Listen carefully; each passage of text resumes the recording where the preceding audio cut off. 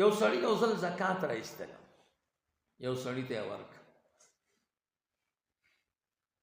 پېژندی نه، سبا یې چې پوښتنه وکړه هغه زناکار وایي دا څنګه چل شو.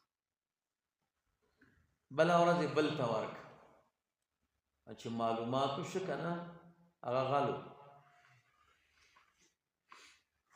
بله ورځ یې بل ته ورکړه، چې معلومات یې وکړه کافر و. بله ورځ یې بل ته ورکړه، چې معلومات یې وکړه شرابي. دی یو نیک سړي ته راغی چې صاحب یو مشکل راته پېښ شو، زه چې چاته زکات ورکم سبا چې معلومات وکم بیکاره سړی، دا څلورم کرت دی. هغه ورته روپۍ ورکړې چې بچیه دا روپۍ واخله او چاله یې ورکړه. هغه چې ووته نو وی چې څوک مخې ته تاول راغی بس هغه ته یې ورکړه.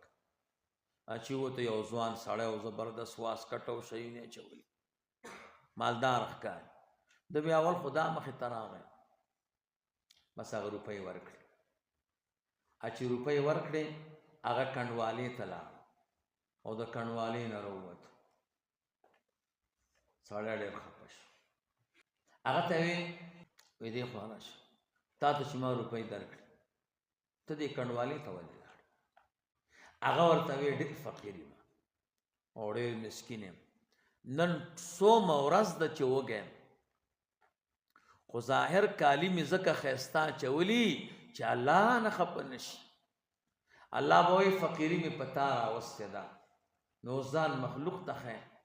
نو نن ډېر وږی شوی وم او یو مرداره مرغۍ مې را پیدا کړه.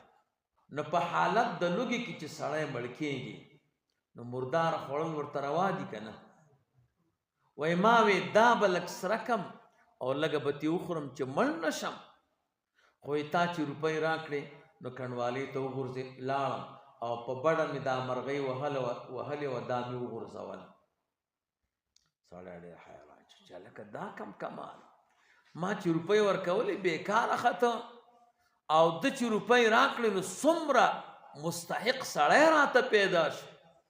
نو هغه پیر صاحب ته راغی چې صاحبه خو داسې قصه وشو، تا چې روپۍ راکړې سړی خو ظاهرا ښه مالداره معلومېدو، زبردست واسکټ او کالي، چې روپۍ مې ورکړې کنډوالې ته لاړ چې راووته راومې نیوه. نو دا قصه یې راته وکړه.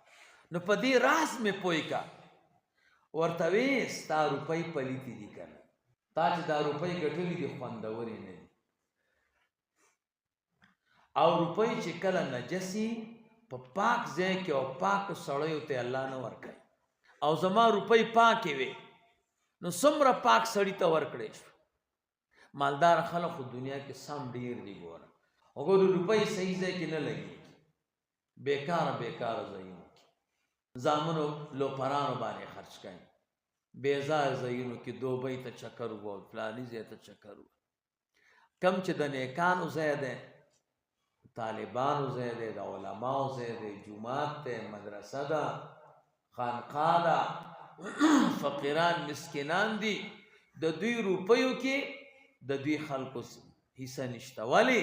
ځکه دا روپۍ نجسې دي که نه، او چې کله پاکې روپۍ الله تعالی چاته ورکي هغه بیا په دوبۍ او په نورو ګندونو نه صرف کېږي. اخو نیک سړی د هغه روپۍ الله تعالی بې ځایه نه خرچ کوي،